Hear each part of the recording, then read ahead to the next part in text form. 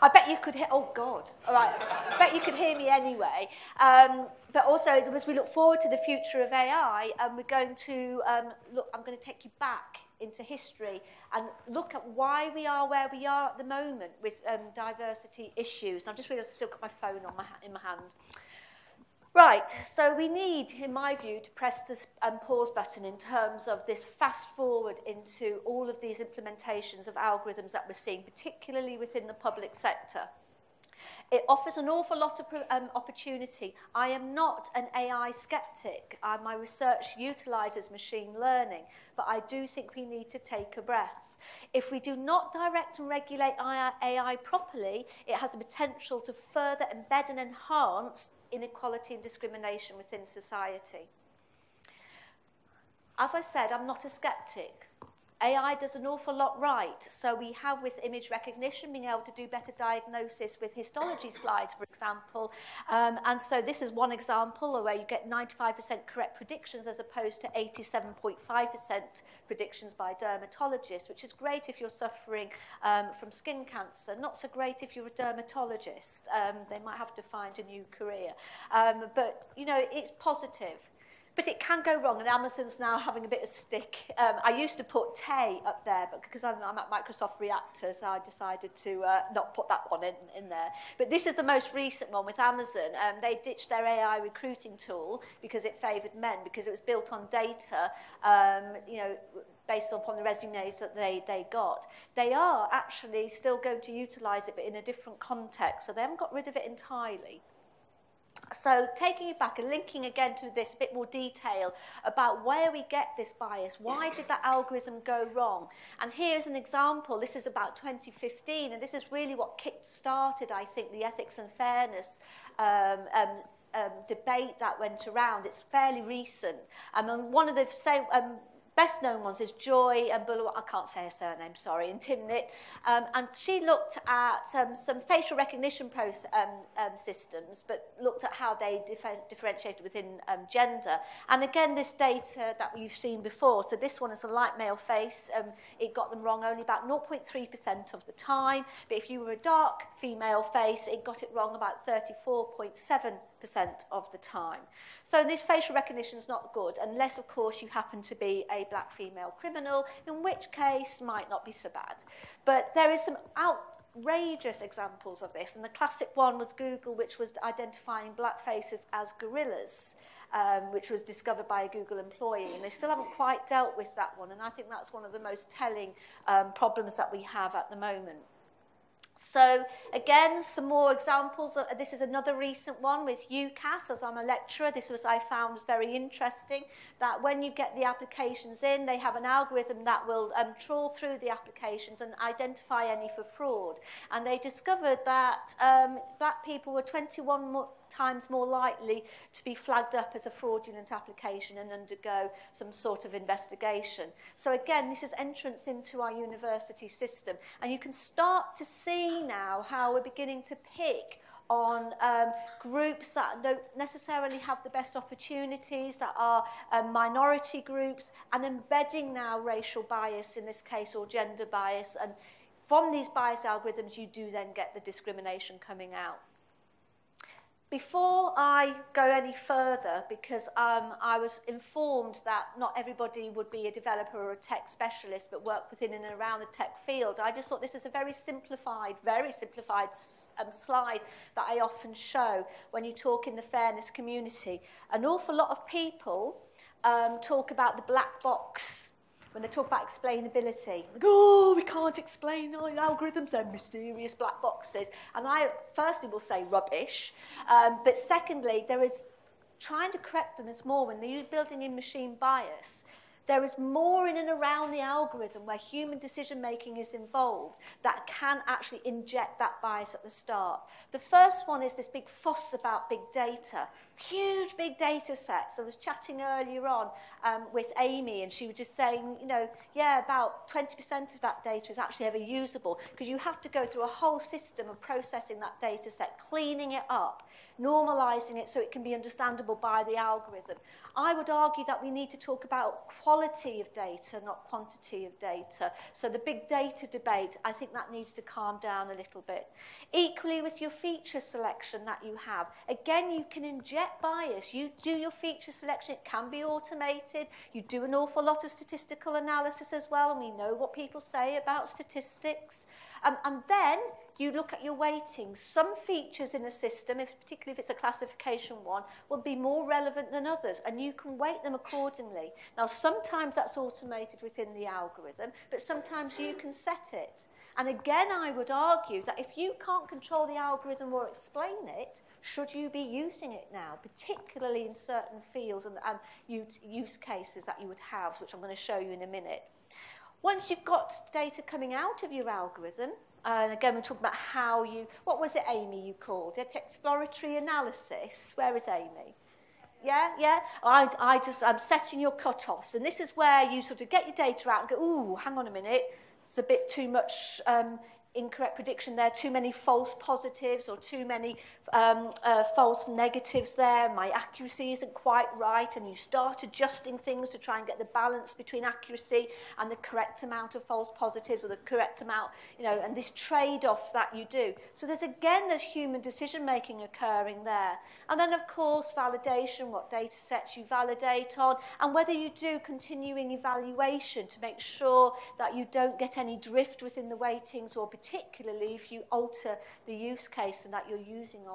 So all of this is built around this, and all of these stages you can build in bias. And again, with the algorithm itself, sometimes you get what I would call emergent bias, where you've got features that you didn't realise would interact with each other and would actually create a bias there as well. So there's a whole field of interest there to have a think about.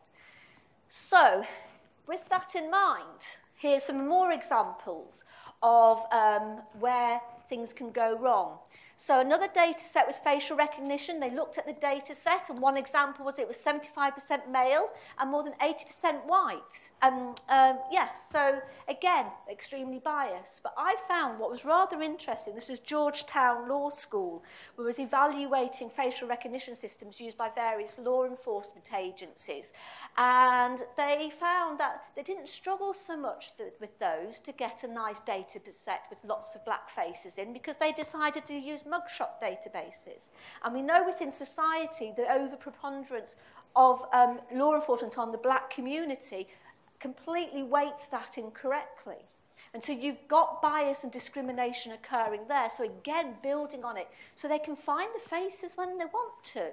And again, this concern that they discovered, that they're not even being properly evaluated. So only 10% of agencies had a publicly available use policy on their facial recognition systems. Only 17% logged and audited their officers' face recognition searches for improper use. I know it's being introduced into the UK now, and I know one police force have decided to actually not use it anymore. They were implementing it and they've actually backtracked on it. And here we just, from this report that was from Perpetual Online, from this company, of this group of academics, were some examples that they said about what they think should happen. So create regular tests for algorithmic bias on the basis of race, gender and age. So here we start getting the algorithmic impact assessments that need to be having and implemented in constantly. So increase the frequency of existing accuracy tests, develop tests that mirror law enforcement workflows, deepen its focus on tests for real-time facial recognition. This need for control. The most well-known one, and again the one that started, has actually had a law case on it, Loomis, and he didn't win this. He queried the decision made by this system, Compass, Correctional Offender Management Profiling Alternative Sanctions. So this was a recidivism algorithm which meant to guide judges on whether they would put somebody into bail conditions or into jail, and give some guidance on sentencing. And they found again that it was biased. It misclassified white violent recidivists as low risk by 63%, and it misclassified black defendants as higher risk, more than twice that of white defendants. This is debated, though, and this is interesting if there's any lawyers in the audience. This is disputed. And it depends on the definition of fairness that you use. So North Point, who developed Compass, say, no, it's fair. Look at all the data. And they have got the data. But they use a different definition of fairness. ProPublica, who revealed this, said, well, no, because from the way that we've analysed it, you're really biased. So, and I know Karen Young from the Law Society says, we really need a definition, please, of what fairness is, thank you, so we can start regulating for this and legislating. But and this is interesting, this is a really important point, some academics looked into this and they said, well, how good is this AI algorithm? And actually it's no better than not having it at all. Compass has 137 features. So they did a simple statistical model, logistic regression classifier, based on just 2 features, which was age and previous convictions, and found it was about the same. And they also found that if they got a whole group of people who sat around completely untrained and said, right, here's this person, here's their background, what do you think? Likely to reoffend or not? Should we put them in prison or not? And they were about as accurate as both of the classifiers. And the accuracy was only actually 65%. And we need to be careful when we talk to the public about algorithms, because there is evidence that they actually believe that algorithms are like really accurate and 100% and we can trust them better than humans. But often they aren't any better. They're just cheaper and quicker.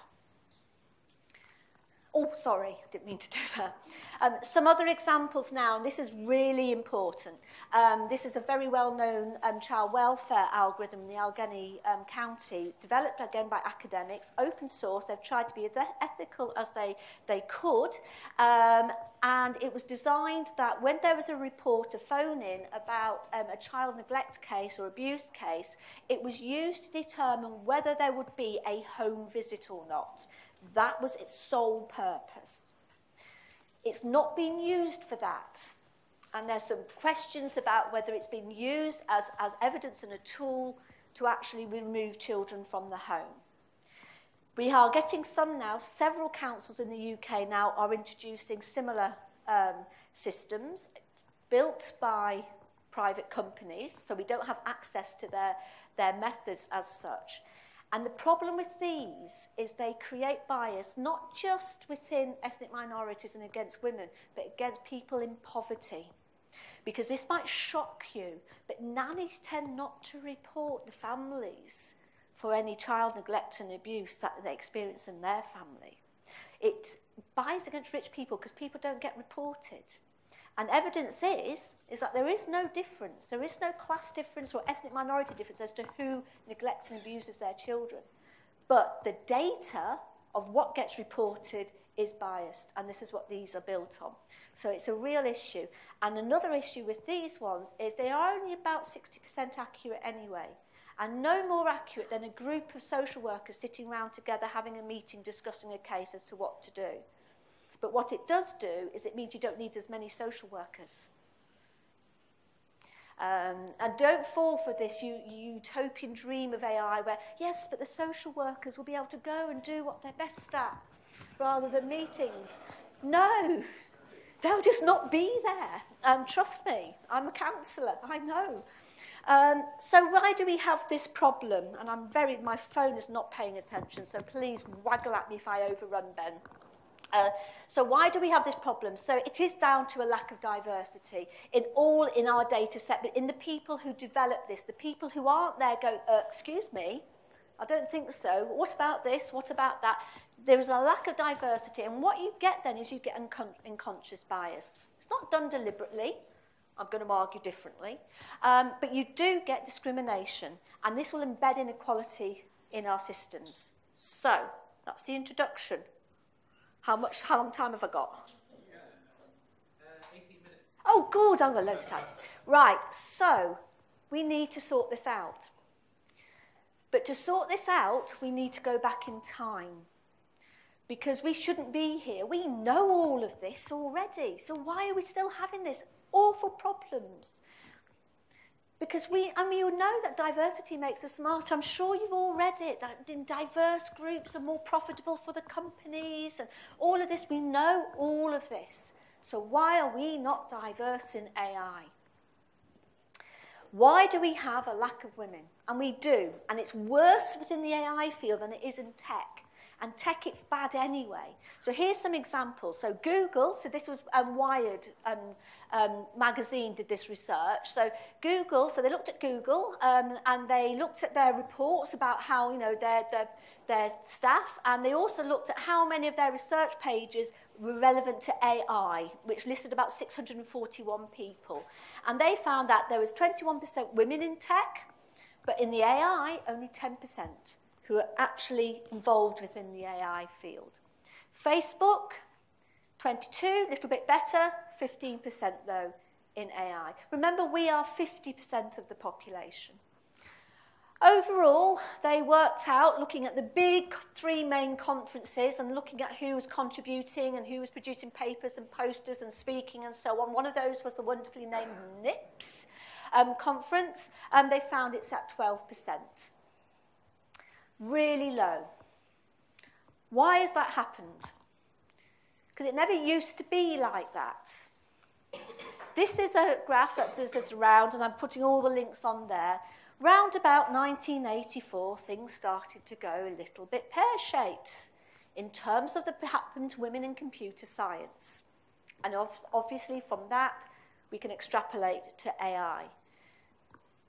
Where all the other STEM fields were increasing, we started to go backwards, and it's carrying on. Why? How has that happened? Why has that happened? Now let's go back in time. So programming was once women's work. Okay? Hello, Ada.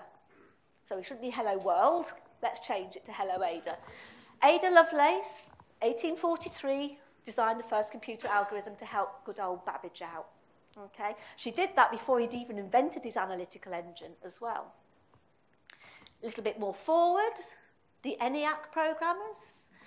This was the first electronic digital computer, and they employed 6 female computers, and if you've watched Hidden Figures, you'll understand where that came from, to be its first programmers.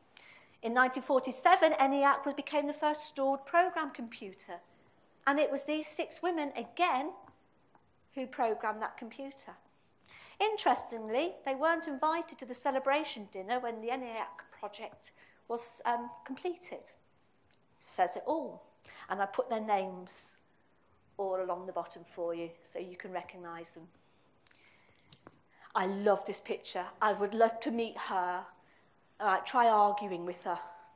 Okay, okay, so they employed then Admiral Grace Hopper in 1949, and of course we know that Grace said, well, hang on a minute, all this obscure machine code, how about we invent a system where we just code in ordinary English language and make it easy for everybody? I actually put to you that only a woman would have thought of that. Okay, because the fellas didn't like it. But she did it anyway. She invented the first compiler, and I remember learning a bit of COBOL way back in the mists of time.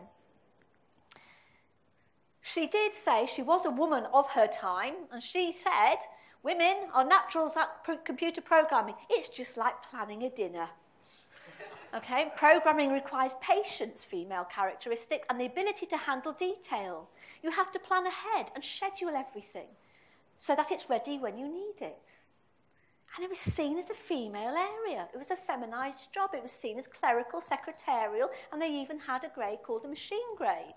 And round about the 1950s to 80s, depending on the data, 30 to 50% of women were programmers. And you can even see this 1967 Cosmopolitan article about the computer girls and how when a trainee gets $8,000 a year, a girl, senior analyst, systems analyst, gets $20,000 and up. This was a chance for women to get into the higher paid jobs. So what happened?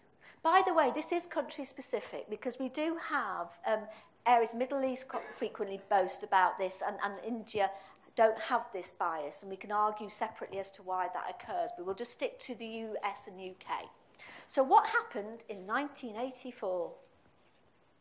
Well, number of things. Going back to 1963, we had white heat. This was Harold Wilson's big major speech about the use of technology and how Britain was going to dominate the world of technology and get rid of inequality.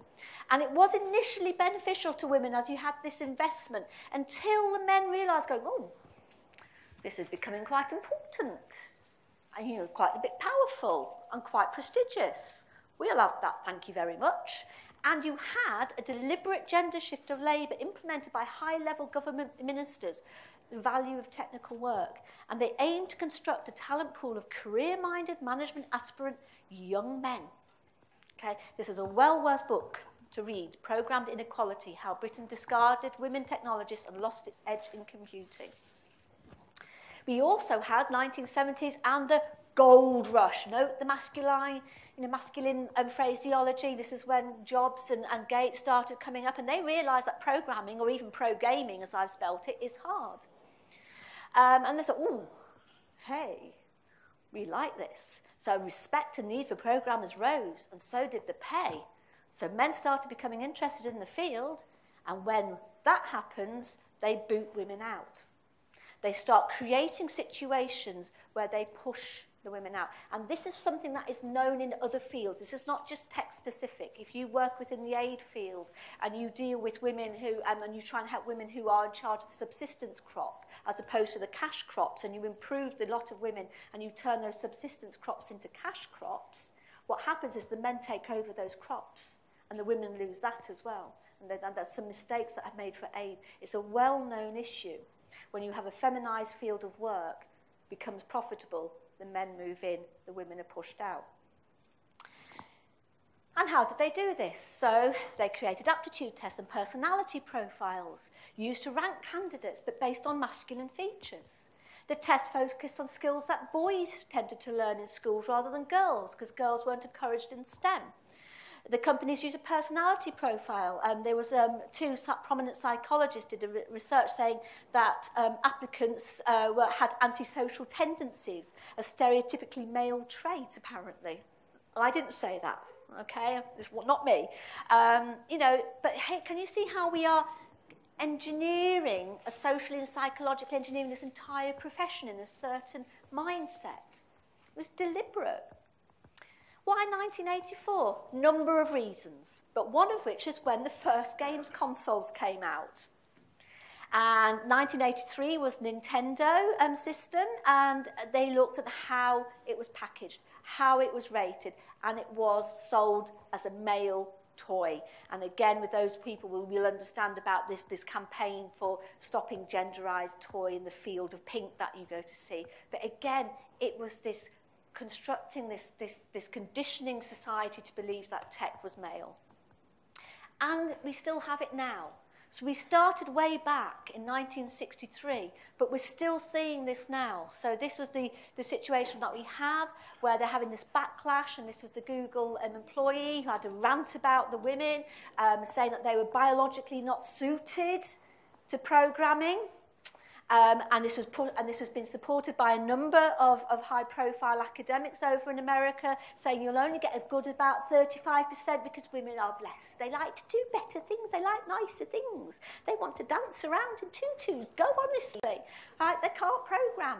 But look back in time, we used to. We were the programmers. Why are we losing these women? And one of the things is the tech geek workplace culture compared to a super competitive fraternity of arrogant nerds. Not that you are. You're not. But this is what's been created. And women in set fields are 45% more likely than males to leave the industry within the year. And one of the reasons is late night geek hacking culture is one of the key reasons that women don't like. Now, I'm a biologist who's moved into tech from my PhD. I am a brilliant, I know this will surprise you, but I am a brilliant teacher. I have never had the issues that I've had when I taught biology and science that I do when I now teach computer science students. And the questioning is not, can you help me out? The questioning is questioning me.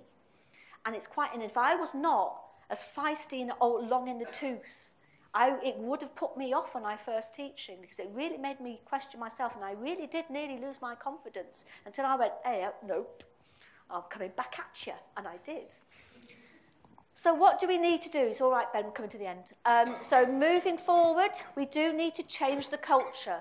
We need to change how code is taught in school, and there's a whole area of research there about how I think sometimes how the value judgment that we make in code golf, obfuscated code, and all of this competitive code business, I think needs to change. How we recruit our university students needs to change, and there's some work with Carnegie Mellon and how they change their systems to encourage more females into it, how we recruit into jobs, Amazon, and changing the work culture place. And I can't remember, I cannot remember why I put change marketing, so we'll ignore that. But cut the, naughty word, completely. Let's be really honest about why the situation of lack of diversity, particularly with women, has occurred, because if we are not going to change it. We're just tinkering around the edges.